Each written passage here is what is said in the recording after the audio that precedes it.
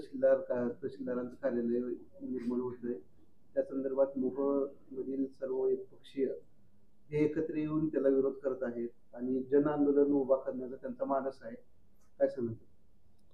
वास्तविक पाहता आचारसंहितेच्या अगोदरच या राज्याचे महसूल मंत्री राधाकृष्ण विखे पाटील साहेब अनगर या ठिकाणी दुय्यम निबंधक ऑफिसच्या ओपनिंगसाठी आले होते आणि त्याच वेळेस त्यांनी डिक्लेअर केलं की अनगर या ठिकाणी आपण अप्पर तहसीलदार मी मंजूर केला असं आजच डिक्लेअर करतो. त्याला कारण असं आहे, महाराष्ट्र सरकारने शिंदे साहेब असतील, देवेंद्र फडणवीस साहेब असतील, अजितदादा साहेब असतील, या तिन्ही पक्षाच्या प्रमुखांनी असा निर्णय घेतला की गतिमान सरकार चालवण्याच्या दृष्टीने सर्वसामान्य शेतकऱ्यांना लवकरात लवकर कुठल्याही शासकीय गोष्टीचा लाभ मिळवण्याच्या दृष्टीने, उदाहरणार्थ बरेचसे शेतीमध्ये तुमच्या पानंद रस्ते असतात, शिवरस्ते असतात, रेशन कार्डचे प्रॉब्लेम असतात, सातबाऱ्याच्या नोंदी असतात, बरेचसे असे काम जे ती लवकर होत नाहीत आणि मोहोळ या ठिकाणी जास्त गर्दी झाल्यानंतर पेंडिंग प्रकरणं होती. त्याच्यामुळं आपण या ठिकाणी नगर परिषदेचं आणि नगरपंचायत या ठिकाणी असल्यामुळं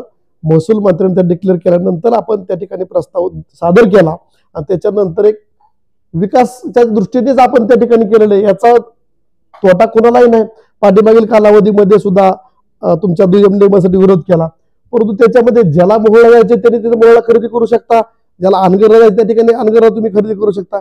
अशा उद्देशाने विकासाच्या दृष्टीने आपण अनगर या ठिकाणी आपण तहसीलदारची निर्मिती केलेली आहे. साधारणतः यामध्ये असा मोठा उद्देश केला जातो की जे पेनूर मंडळ आहे ते पेनूर मंडळ सुद्धा तिथे अनगरला जाते. त्या लोकांना मोहोळ फक्त 15 किलोमीटर अंतर येत असताना पुन्हा त्या लोकांना अनगरहून मोहोळून अनगरला जावं लागतं, म्हणजे अंतर वाढतं. ते लोकांनी काय करायचं? त्या लोकांना सुद्धा थोडं वास्तविक पाहता नरखेड हे मोहोळ पासून 12 किलोमीटरवरती आहे, अनगर हे 11 किलोमीटरवरती आहे. शेतपळचं अंतर सुद्धा मोहोळपेक्षा अनगर कमी पडतं, कारण शेतपळ असेल, देवडीपाटी असेल, अनगर असेल किंवा आपल्या मार्गे जर सिद्धेवाडीनं आला तर ते अंतर कमी पडतं. लक्षात घ्या. आता आपण रस्त्याची कामं एवढी केलेली आहेत की पेनूरवरून तुम्ही डायरेक्ट तुम्ही इकडं हिवरे पाटीला येऊ शकता, हिवरे पाटील तुम्ही अनगरला जाऊ शकता. डांबरी रोडची कामं पूर्ण झालेली आहेत. वास्तविक आता अंतर वाढतं असं नाही. तुम्ही त्या पद्धतीने जरा मोहोळ केलं तर तुम्हाला अंतर वाढलेलं दिसेल तुम्हाला, पण प्रत्यक्ष मधून सुद्धा सगळे रस्ते झालेले आहेत आणि एका दुसऱ्या गावाला अंतर वाढू शकतं. असं नाही की 100% गावांना अंतर कमी पडते, ज्यादा होते. 1-2 गावांना अंतर वाढू शकतं, ते मी मान्य करू शकतो. उमेश पाटील सातत्याने तुमच्यावर वारंवार टीका करतायत, टक्केवारीपासून ते विकास कामापर्यंत काय सांगू शकता? वास्तविक पाहता मी आमदार झाल्यापासून उमेश पाटील हे आमचे स्वतःला राष्ट्रीय नेते समजणारी व्यक्ती आहे. त्याचं आणि आमचं म्हणजे मी राजन पाटील हा विषय नाही, राष्ट्रवादी काँग्रेस पक्षाचा आमदार म्हणून मी काम करतो. उमेश पाटील एक स्वतःचं सरकार असल्यासारखं वागत असतोय आणि त्याचं आणि माझं 4.5 वर्षामध्ये एकाही स्टेजवरती एकत्र कार्यक्रम झालेला नाही. त्यामुळे तो विरोधकापेक्षा सुद्धा मोठी पुढची भूमिका घेत असतो नेहमी आणि विरोधक सुद्धा सहनशीलतेने बोलत असतात. परंतु ह्याला काय माहित नाही, आरे रावीची भाषा वापरल्यानंतर महाराष्ट्रामध्ये प्रसिद्धी मिळते का काय? या प्रसिद्धीच्या म्हणजे हापापलेला माणूस आहे हा. ह्या माणसाकडे ज्यादा लक्ष देण्यात काय अर्थ नाही, मला असं वाटतं. तुमची आमदारकी त्यांना मान्य नाही आणि आता तुमची उमेदवारी जी राजन पाटलांनी जाहीर केली त्यांनाही त्यांनी कडाडून विरोध केलाय. वास्तविक पाहता राजन पाटलांनी माझी उमेदवारी जाहीर केली, तर पाठीमागील 4.5-5 वर्षामध्ये मतदारसंघामध्ये विकासाच्या दृष्टीने किंवा सर्वसामान्य जनतेला न्याय देण्याची भूमिका पार पाडली.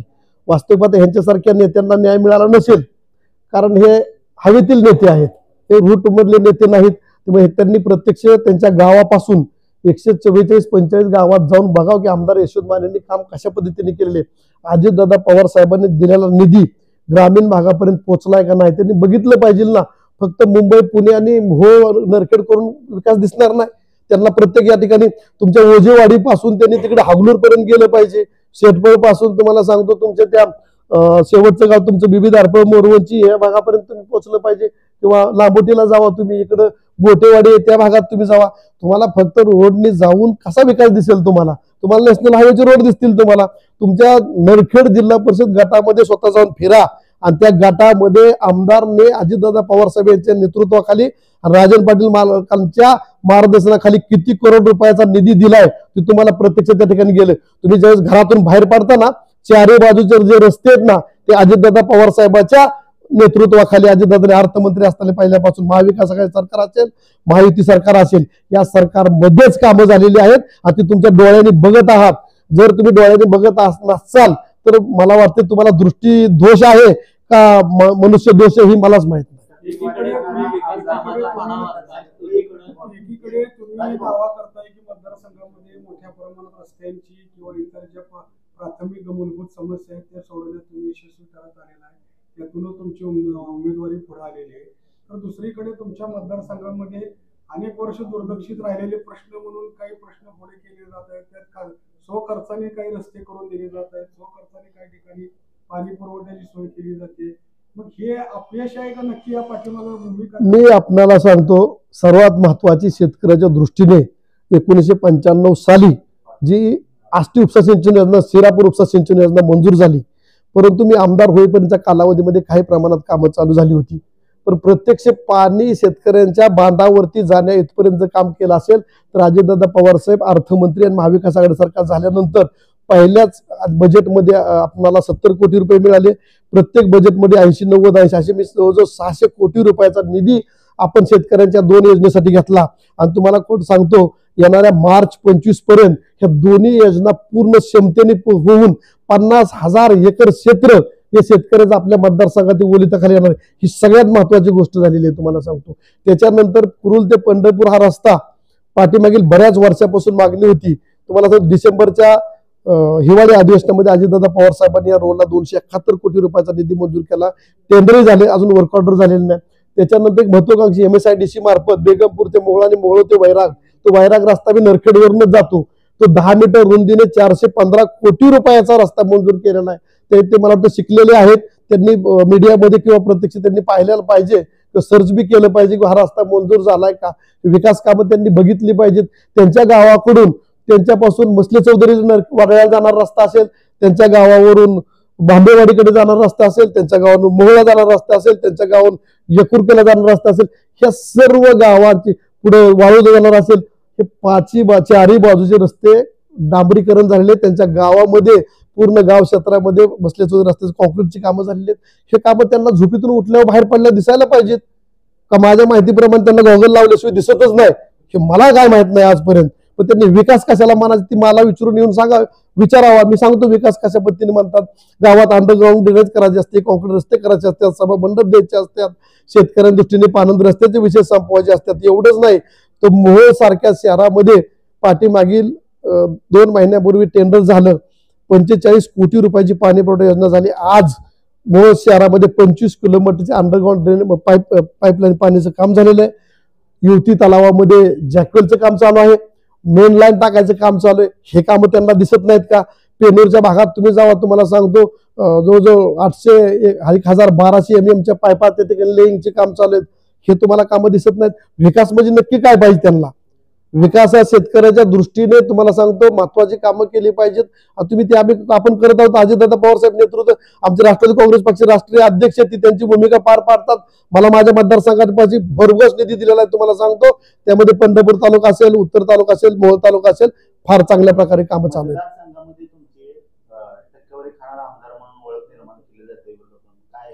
माझ्या माहितीप्रमाणे विरोधक कुणीही टीका करत नाहीत. हा उमेश पाटील जो आहे ना, ह्याच्या डोळ्यामध्ये नेहमी पिवळं दिसत असते. ह्याला आपण म्हणतो ना कावीळ झालेली आहे. याला राष्ट्रवादी काँग्रेस पक्षाच्या नेत्यांच्या विरोधामध्ये बोलण्याची सवय. तुम्हाला सांगतो, एक मुस्लिम समाजाचा असलम चौधरी एक मार्केट कमिटीचा चेअरमन होता, त्याच्या विरोधामध्ये स्थानिक नेत्यांना पटवून हे कसा अपात्र होईल अशा पद्धतीची भूमिका मुश्रीफ साहेबांपर्यंत गेलता. मुश्रीफ साहेबांनी सांगितलं मला की उमेश पाटील घेऊन आला होता.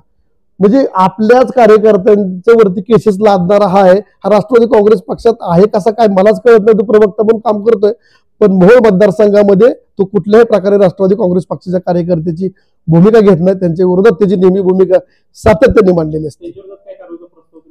माझ्या माहितीप्रमाणे तो एवढा मोठा नाही की त्याच्या विरोधात कारवाई करा म्हणून दादांना सांगणे इतपत तो मी तर गृहीत धरत नाही. आणि मी त्याच्या विरोधात कारवाई करा म्हणणं ते योग्य राहणार नाही. आपण एसटी समाजाचे नाही राखून काही समाजाचे आहेत, या संदर्भातले माझ्याकडे पुरावे असं त्यांनी काल पत्रकार परिषदेत सांगितलं आहे. मी आपल्याला सांगतो, मी कैकाडी समाजाचा, मी कुठं लपवतोय? मी कैकाडी समाजाचा आहे. माझं पूर्वज विदर्भातले चिखली गावचे आहेत. चिखली गावचे तुम्हाला सांगतो सगळे पुरावे मिळालेले आहेत. पाठीमागं त्याचे हितचिंतकांनी बऱ्याच वेळा केसेस टाकले, ती त्याचे निकालही झालेले आहेत. मी माझी जात लपवतच नाही. मी एससीतलाच आहे, मी कैकाडी समाजाचा आहे, त्यामुळे जात माझी क्लिअर आहे, माझा दाखला क्लिअर आहे, त्याच्याबद्दल माझं दुमतच नाही. मी जात चोराचं काय संबंध आहे? पण ती ज्याच्या पाठीशी त्यांनी जात चोरले ती बघ ना म्हणाव.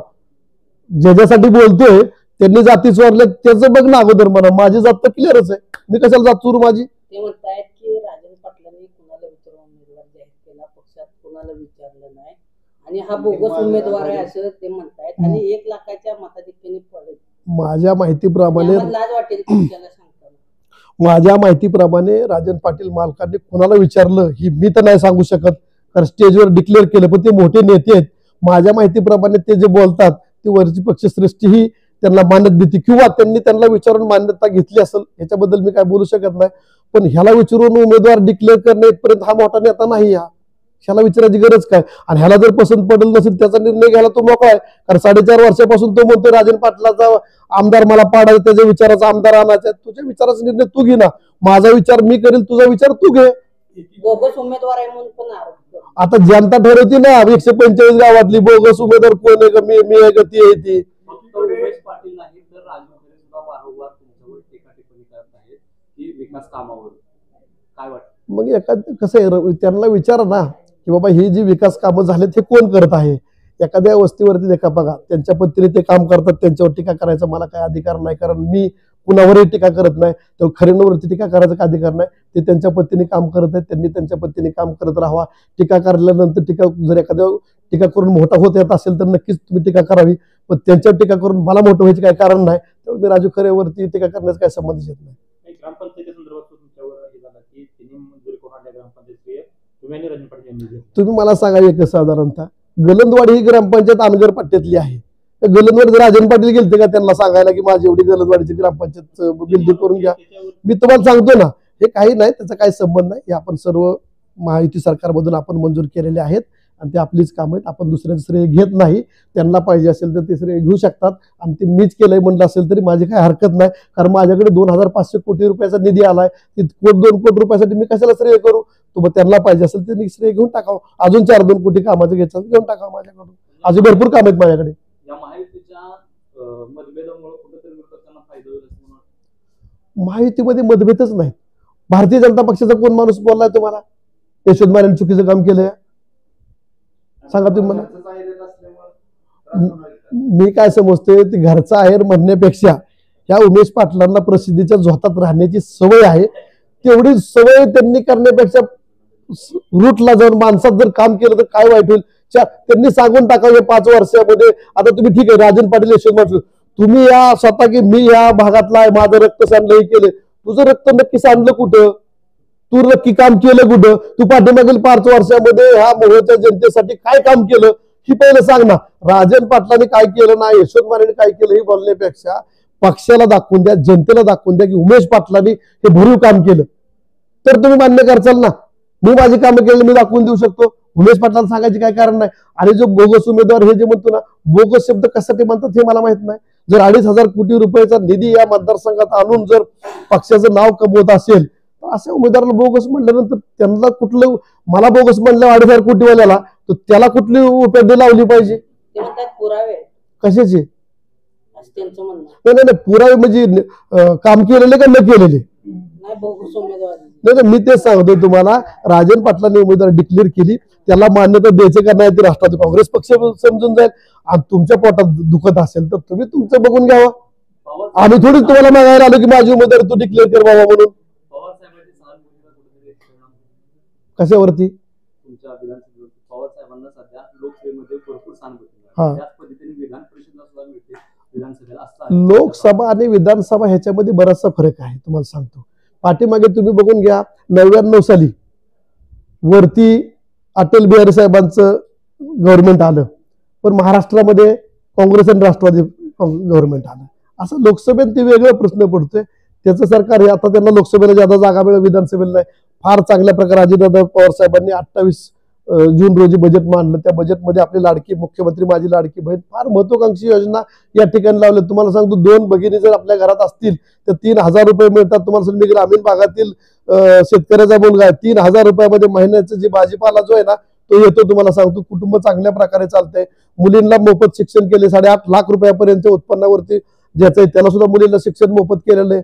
त्याच्यानंतर तुम्हाला सांगतो 3 गॅस आपण देतोय, पिंकी रिक्षा सुद्धा काढलेले, आणि सर्वात महत्वाचं शेतकऱ्याच्या दृष्टीने लाईट बिल माफ केलेलं आहे. आणि पुढील येणाऱ्या कालावधीमध्ये 7.5 HP पर्यंत कुठल्याही प्रकारची तुम्हाला बिल येणार नाही.